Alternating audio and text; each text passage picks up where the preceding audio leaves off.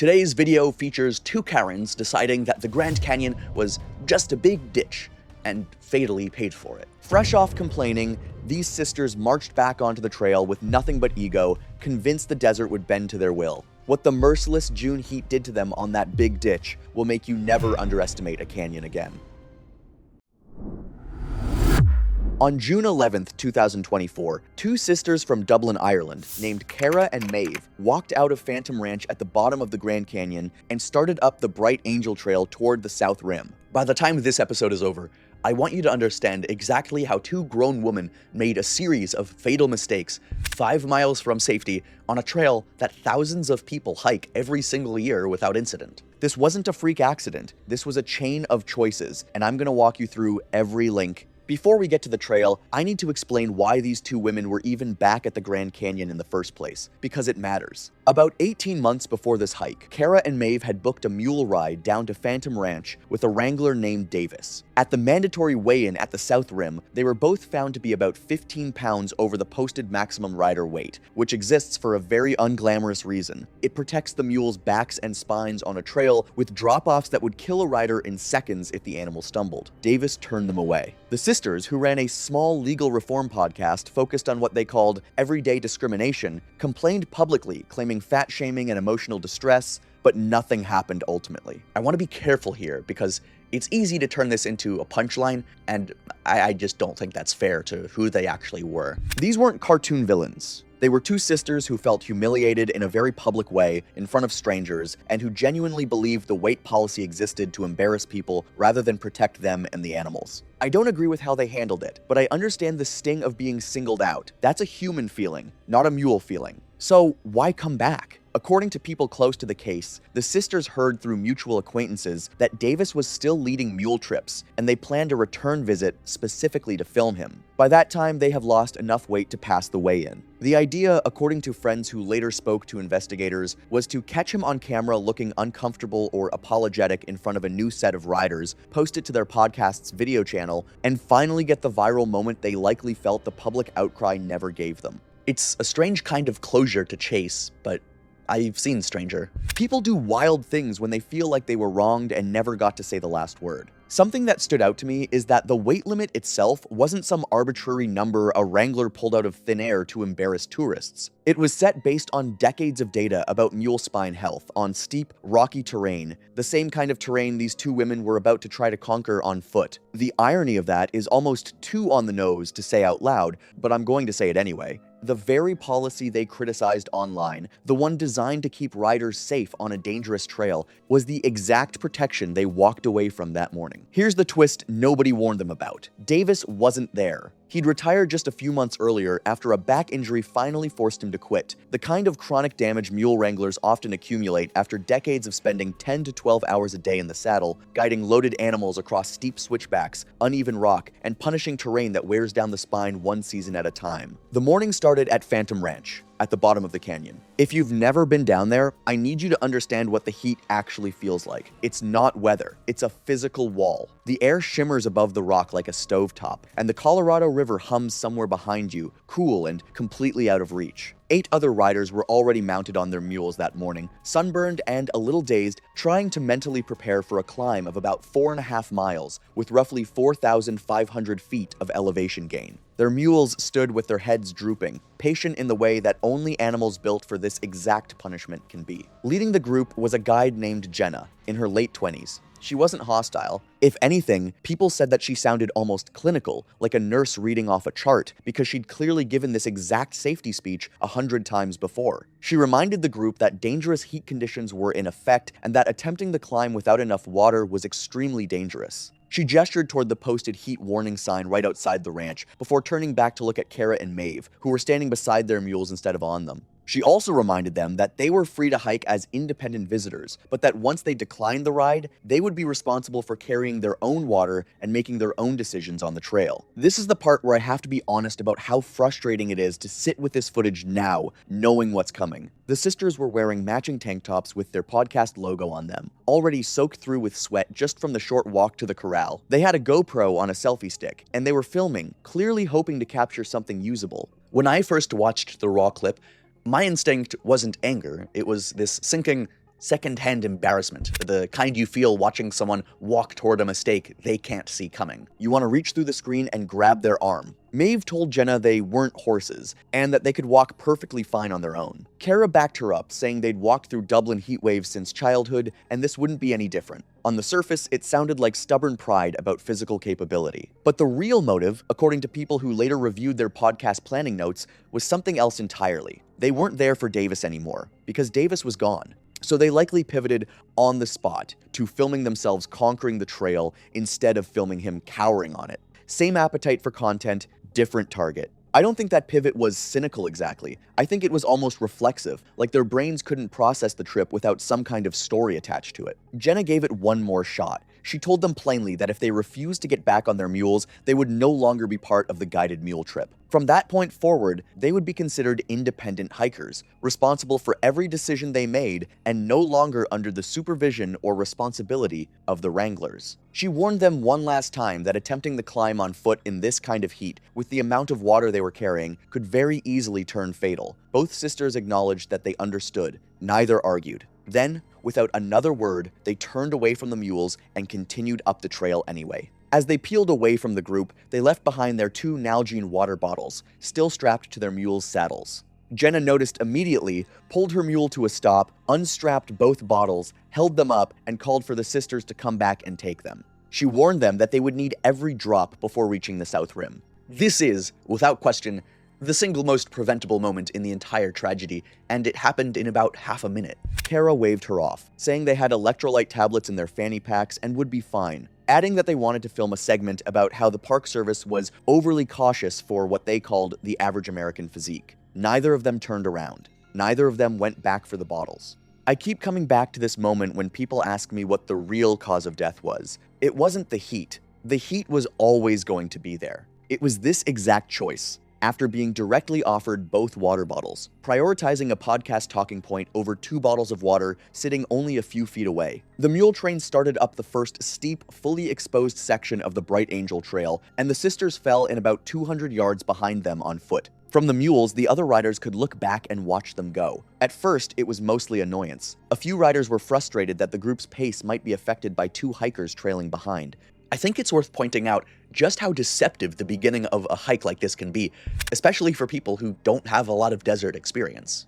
The trail near Phantom Ranch doesn't look particularly threatening at first glance. It looks like a dusty path with some nice views. There's no dramatic warning written into the landscape itself, no obvious signal that you're standing at the bottom of one of the most dangerous day hikes in the country. The danger here is quiet and patient. It doesn't announce itself until you're already committed to the climb, with the easy way out sitting behind and below you, farther away with every step. One of the riders was a retired nurse named Carol, and she noticed something in the sisters' gait almost immediately. She mentioned to her husband that they were walking too fast for the heat, that they weren't pacing themselves at all. Another rider, a longtime backcountry hiker named Mark, clocked the fact that Cara didn't have a hat, and both women were wearing cotton tank tops instead of moisture-wicking gear. He muttered to himself that it was a recipe for disaster. I want to point out something here that I think gets lost in hindsight. Neither Carol nor Mark said anything to the sisters at this point. Nobody did.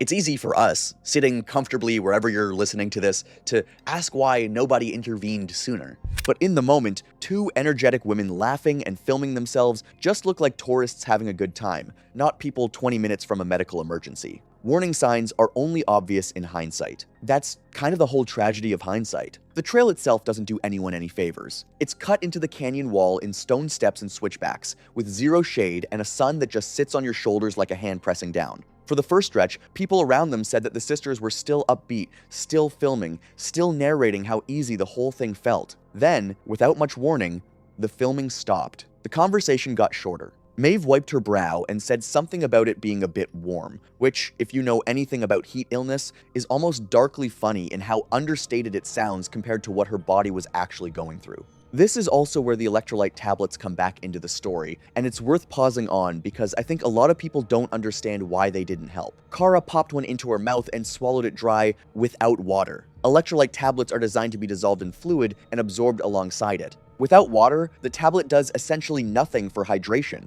because electrolytes cannot replace the fluid the body is losing through sweat. Taking the tablet dry may also leave your mouth feeling even drier, making you more aware of your thirst without addressing the underlying dehydration. It's the illusion of doing something helpful while actually doing nothing at all. I think about how many of us have reached for a healthy shortcut in a moment of stress, convinced ourselves it counted as taking care of the problem, and moved on without addressing the actual issue. This was that instinct, except the stakes were life and death instead of, skipping a salad. Somewhere around this point in the climb, according to the small handful of frames captured on their own GoPro before the footage cuts out completely, you can see Maeve glance back down the trail toward Phantom Ranch as if she was doing the math on turning around. There's no audio clear enough to make out what, if anything, she said in that moment, and neither sister ever mentioned it afterward for obvious reasons, so this is speculation built off body language alone rather than anything confirmed. But if that glance really was her considering retreat, it lasted about 2 seconds before she turned back uphill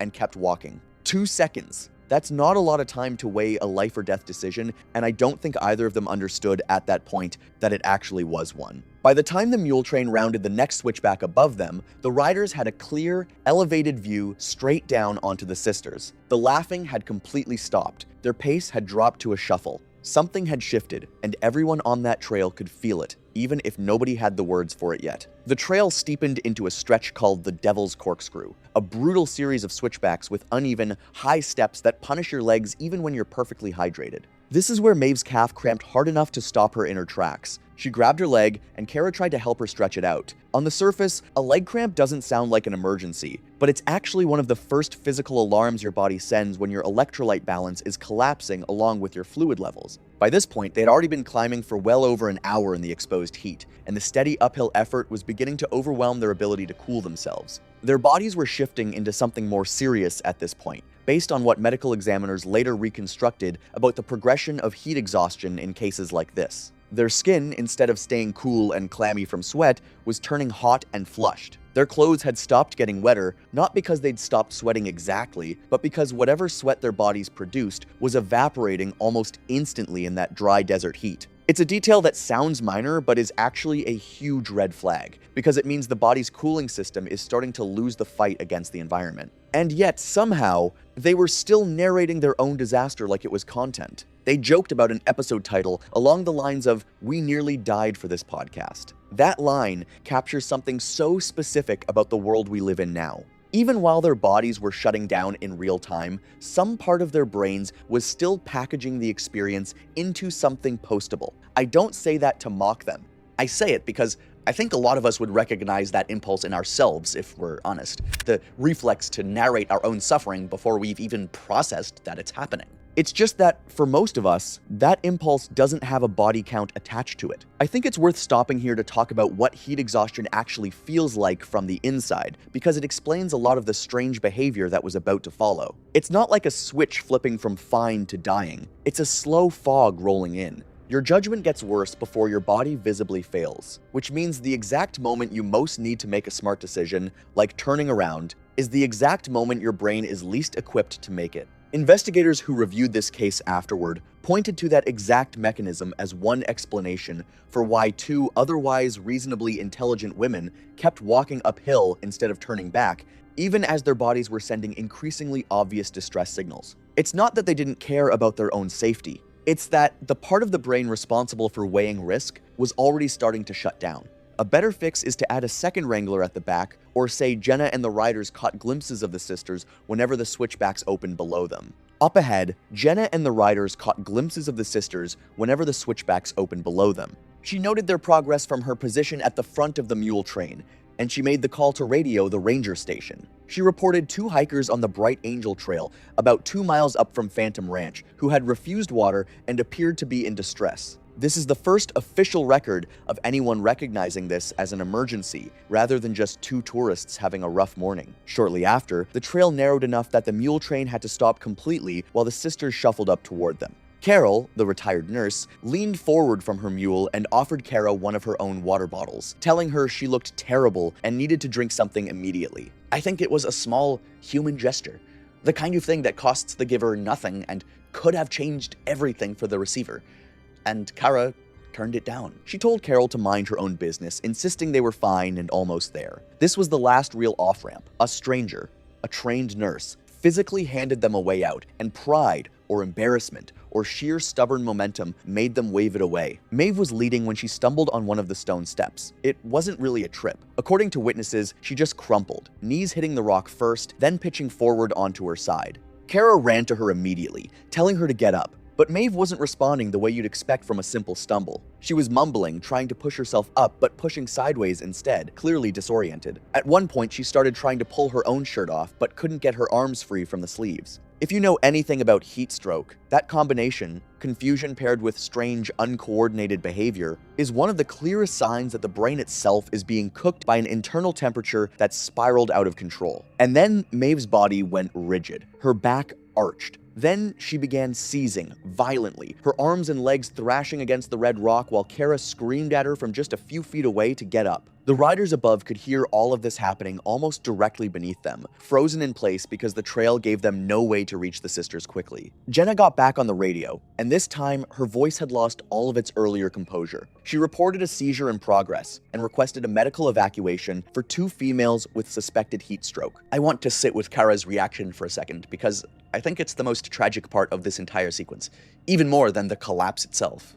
In that moment, something in her seemed to register that the podcast was over, that there was no version of this footage she'd ever want the world to see. She was panicking, shaking Maeve, which is actually one of the worst things you can do to someone in the middle of a seizure. When that didn't work, she tried to physically lift her sister and carry her, and when her body couldn't do that either, she made the decision to leave Maeve there and stagger uphill alone, trying to reach the mule train for help. According to investigators who later reconstructed this final stretch using the limited eyewitness accounts and terrain evidence, Kara's own body was failing the entire time she was trying to save her sister. Nobody has clean footage of this exact part, and there's no witness who watched every single step, so this section is built from what rescue personnel pieced together afterward rather than direct testimony. Her movements became increasingly erratic. Her speech, according to riders who could hear but not fully see her, turned incoherent. She drifted toward the canyon wall as if she'd lost track of where she was on the trail entirely. After only a few more unsteady steps, she collapsed headfirst against the rock wall of the switchback and went still,